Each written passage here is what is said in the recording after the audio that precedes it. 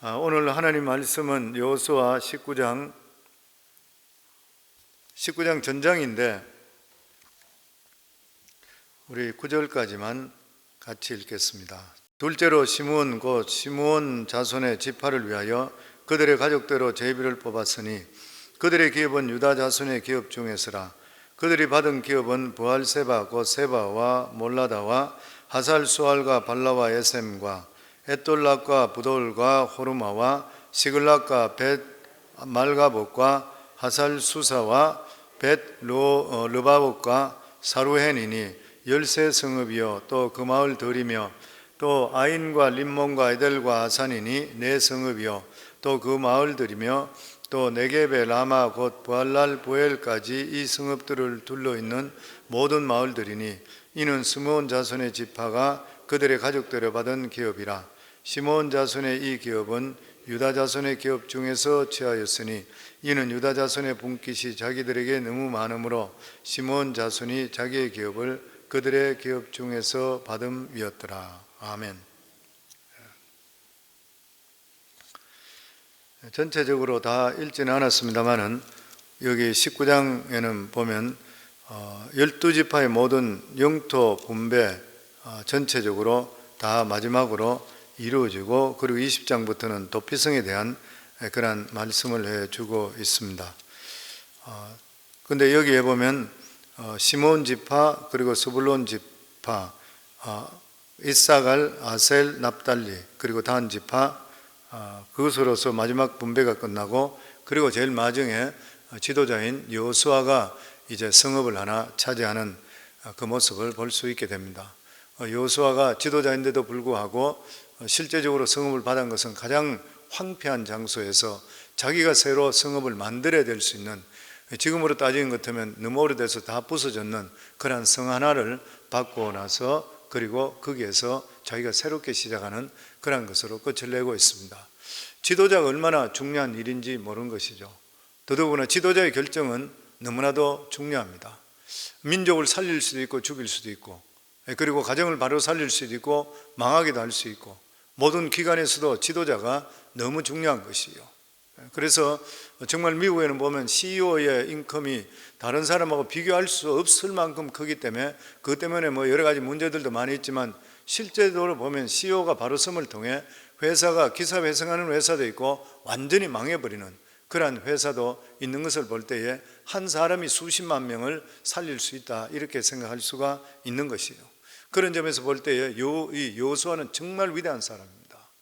그는 하나님의 종으로서, 그리고 모세의 그 몸종이었던 사람이 하나님의 두 번째 영도자로 삼아 주었을 때 그는 죽을 때까지 겸손했던 그런 사람이에요.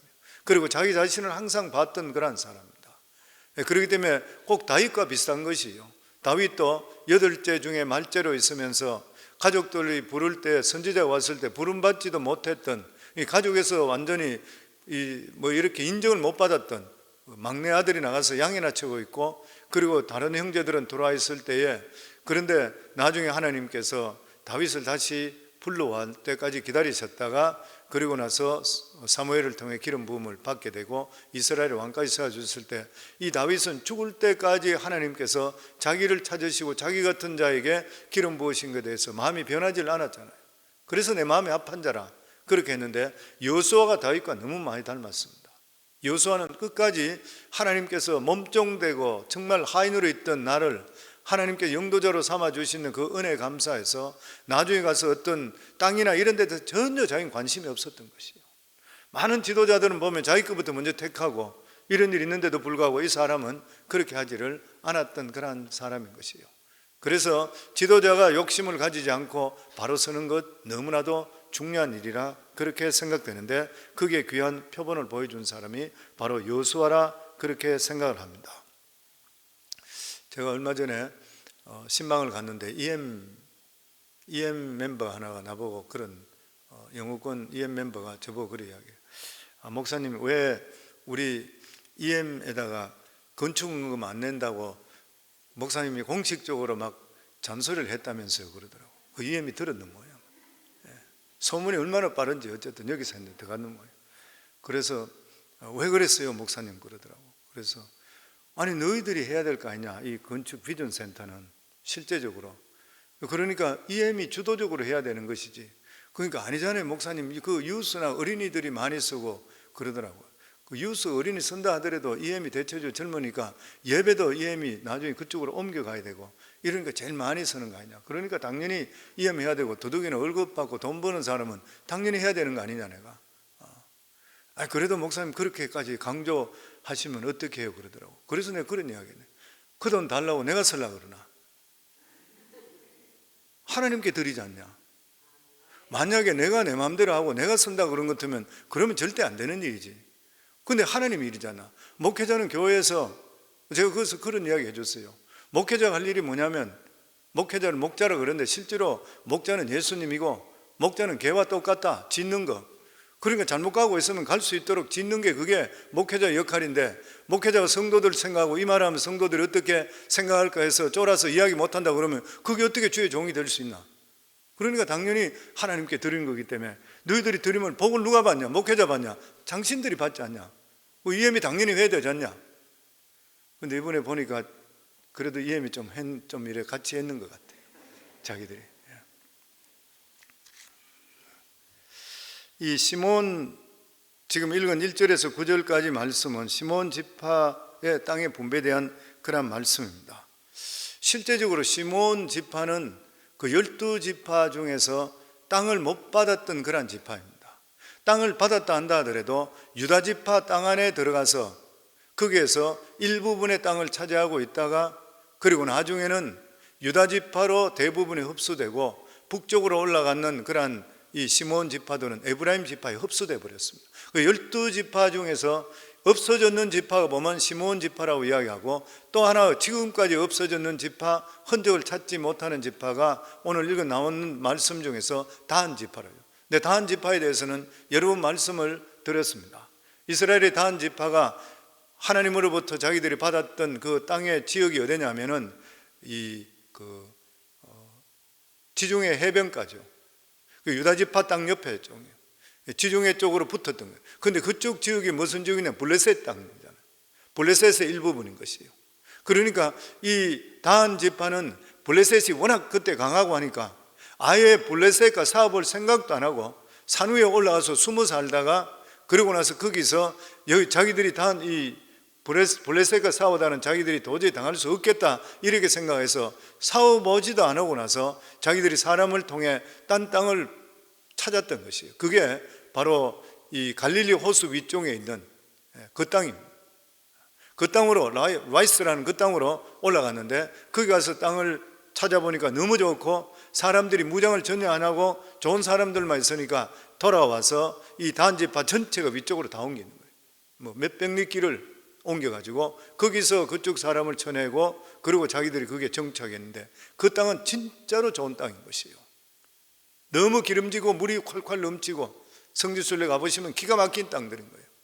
그런데 그쪽에 옮겼던 다한 지파들은 거기에서 풍족하게 사는 것만 신경 쓰다가 거기에 나중에 가서는 결과적으로 그 황금 송아지를 숨기는 우상 숭배하게 됐고, 그리고 나중에 다한 지파 이름 자체가 없어져 버렸습니다.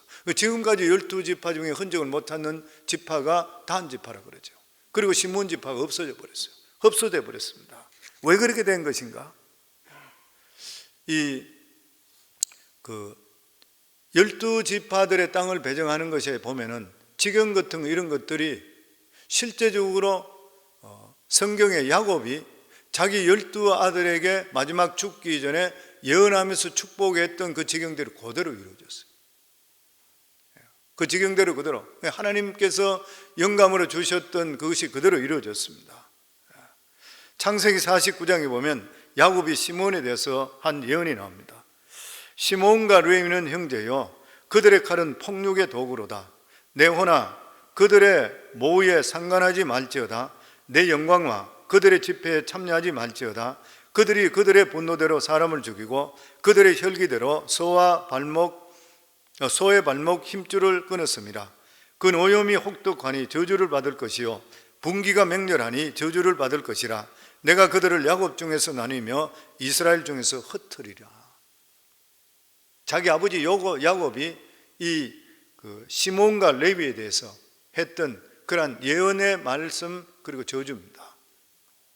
우리가 잘 알고 있듯이 이 자기의 누이 동생 12아들이고 자매는 하나밖에 없었죠. 야곱에는. 그러니까 이 누이 디나가 세겜 족속에게 놀러 나갔다가 그곳에서 성폭행을 당해버리고, 그리고 그들이 이 디나를 원해서 자기들과 혼인을 맺기를 원했을 때에 그들이 거짓말로 이야기하면서 할례를 받게 되게 되면은 우리와 함께 하겠다, 너희들과 같이 살겠다, 혼인을 맺겠다, 이렇게 거짓말을 하고, 그래서 세겜 족속들 남자 전부 다가 다 할례를 받고 나서 한 3일 됐을 때 제일 고통 중에 있을 때, 그때에 이 레위와 그리고 시몬 이 두 사람이 주동을 해서 뛰어 들어가서 그곳에서 남자들 다 죽여버렸잖아요. 여자들은 포로라고 완전히 다 죽여버렸던 것이에요. 그래서 그 이야기를 들었던 야곱이 엄청스럽게 화를 냅니다. 왜 그러냐면은 하나님의 거룩한 할례를, 하나님의 언약을 자신의 복수에 사용했기 때문인 것이에요. 그래서 저주를 받게 되었는 것입니다. 더더욱이나 이 시몬 지파는 그 중에 나중에 이 광야에서 민수기 25장에 보면 시딤에서 이 바알 부올의 사건에서 시몬 지파의 두령이 가나안 여인과 행함을 통해서 이 분노했던 비느하스가 실제로 그들을 죽이게 되죠. 그것을 통해 하나님의 진노가 끝이 나고 그리고 나서 연병이 끝이 났다 그랬습니다. 근데 이 죽임을 당한 두령이 누구냐면 시몬 지파 두령이었던 거예요. 이때부터 그들의 세력은 급속도로 약화되기 시작했습니다. 이 사람들이 처음에 1차 인구조사에서는 숫자가 몇 명이 되냐면 59,300명의 장정이었어요. 근데 나중에 가서는 22,200명밖에 남지를 않았던 것이에요. 결국 이들의 지파들은 독자성을 잃어버리게 되고, 그리고 유다 지파에 그리고 에브라임 지파에 귀속되고 나중에는 없어져 버렸습니다. 저주를 받아버린 것이죠. 그런데 같은 일을 해서 저주를 받았던 레위 지파, 그들은 광야에서 금송아지 사건을 통해서 오히려 축복을 회복하게 됩니다. 출애굽기 보면 이런 말씀이 있습니다. 아마 다 아는 말씀이에요. 출애굽기 32장 26절을 보면은 이에 모세가 진문에 서서, 모세가 십계명을 받아가지고 내려왔을 때에 40일 동안 산속에 있다가 내려오게 되니까 사람들이 기다리지 못해서 아론을 통해 금송아지 만들었잖아요. 그 사건 다 기억하고 계실 거예요. 이러한 사건을 보면서 모세가 진문에 서서 이르되 누구든지 여호와 편에 있는 자는 내게로 나오라. 사람들이 전부 다 우상 숭배하고 있을 때 여기에서 누구든지 여호와 편에 있는 자는 나에게로 오라, 그렇게 했을 때 레위 자손이 다 모여 그에게 가는지라. 레위 자손이 다 갔던 것이에요. 모세가 그들에게 이르되 이스라엘의 하나님 여호와께서 이렇게 말씀하시기를 너희는 각각 허리에 칼을 차고 진 이문에서 저 문까지 왕래하며 각 사람이 그 형제를, 각 사람이 자기의 친구를, 각 사람이 자기의 이웃을 죽이라 하셨느니라. 레위 자손이 모세의 말대로 행하며 이날의 백성 중에 3,000명 가량이 죽임을 당하니라. 모세가 이르되 각 사람이 자기의 아들과 자기 형제를 쳤으니 오늘 여호와께 헌신하게 되었느니라. 그가 오늘 너에게 복을 내리시리라. 모세는 하나님 편의 선자들을 통해서 네 친구, 너 형제, 너 이웃을 죽이라. 회개 빛이 없이 우상 숭배하는 이러한 사람들을 모두 다 도륙하라. 그랬을 때 도륙한 사람이 3,000명이 되었다 그랬습니다. 우리가 생각할 때는 너무나 가혹하게 생각할 수 있는데 하나님께서 죄 가운데 있는 죄를 철저하게 끊으라. 중요한 교훈은 뭐냐면 하나님 편의 선자, 구별된 자, 하나님 영광을 위해 사는 자는 인정을 끊을 수 있어야 된다. 사람 인정 끊는 게 제일 힘들어요. 저도 목회하면서 제일 힘든 게 인정 끊는 것이에요, 보면. 근데 인정을 끊어야 돼요. 만약 인정을 잘 못 끊게 되면 사단의 노임이 되어버리는 것이에요. 사단의 노임이 되는 것이에요. 레위 지파는 결정적인 순간에 신앙을 선택했습니다. 신앙 때문에 형제도 끊어버렸던 것이에요. 우리가 믿음의 삶을 살려고 그러시면은 실제적으로 신앙 때문에 우리가 결단해야 될 게 너무 많이 있어요. 너무 많이 있는 것이에요. 우리가 세상에 살아갈 때도 선택에 따라서 그 사람이 성공할 수도 있고 실패할 수도 있다 그랬죠. 그래서 기계로 쾌고르는 그런 말을 했습니다. 인간에게 가장 중요한 것이 뭐냐면 이것이냐 저것이냐 선택의 문제라. 선택의 문제거든요. 타마스 칼라일 역사학자, 영국의 역사학자는 그런 말을 했습니다. 인생에 중요한 세 가지 선택이 있다. 직업을 어떤 걸 선택할 것이냐, 그리고 배우자를 어떤 사람을 선택할 것이냐, 그리고 누구를 믿을 것인가, 누구를 어느 신을 선택할 것인가. 인생이 가장 중요한 일이잖아요. 내가 평생에 살아갈 때 어떤 직업을 갖느냐 너무 중요하잖아요. 인생을 살아갈 때 어떤 배우자를 만나느냐 선택이잖아요. 너무 중요하잖아요. 배우자 잘못 선택하게 되면 평생 동안 얼마나 고통스러워요. 말할 수 없죠, 보면. 그리고 누구를 믿을 것인가. 우리 자신들이 잘못 신을 선택해서 다른 종교를 가졌다 그러면 멸망하는 것이에요. 너무 선택이라는 것은 중요한 것입니다. 신앙도 보면 이것이냐 저것이냐 하나를 선택해야 되는 것이에요. 신앙생활의 첫 단계가 뭐냐면 부르심입니다. 부르심이 뭐예요? 부르심 자체가 분리예요. 거룩이란 말 뜻이 무엇입니까? 분리잖아요. 너희 삶은 세상과 분리돼야 된다. 생각도 분리돼야 된다. 정체성도 분리돼야 된다. 모든 것들이 분리인 것이에요. 그래서 고린도서 6장 17절로부터 보면 그러므로 너희는 그들 중에서 나와서 따로 있고 사도 바울과 바나바도 선교사를 보낼 때 따로 세웠다 그랬어요. 구별해서 세웠다. 따로 있고 부정한 것을 만지지 말라. 내가 너희를 영접하여 너희에게 아버지가 되고 너희는 내게 자녀가 되리라. 전능하신 주의 말씀이라 하시느니라. 우리 모두 다가 구별돼서 전능하고 거룩하신 하나님의 자녀 되었다고 하는 것이에요. 그래서 신앙에는 절대로 중립이 없습니다. 이것도 좋고 저것도 좋을 수가 없는 것이에요. 갈멜산에서 이 엘리야는 백성들에게 너희는 하나님을 택하든 바알신을 택하든 둘 중에 하나를 택하라. 중간이 없는 것이에요. 여호수아도 세상을 떠나기 전에 백성들에게 유언하기를 만일 여호와를 섬기는 것이 너희에게 좋지 않게 보이거든 너희 조상들이 강 저쪽에 섬기던 신들이든지 또는 너희가 거주하는 땅에 있는 아모리 족속들의 신들이든지 너희가 섬길 자를 오늘 택하라. 오직 나와 내 집은 여호와를 섬기겠노라. 선택인 것이에요. 예수님도 라오디게아 교회에게 하신 말씀이 계시록에 보면 내가 내 행위를 아노니 내가 차지도 아니하고 뜨겁지도 아니하도다. 네가 찹든지 뜨겁든지 하기를 내가 원한다. 내가 이와 같이 미지근하여 뜨겁지도 아니하고 차지도 아니하니 내 입에서 너를 토하여 내치치려라. 정해라. 믿음 안에 들어오든지 떨어져 나가든지 둘 중에 하나이라. 걸쳐있지 말라.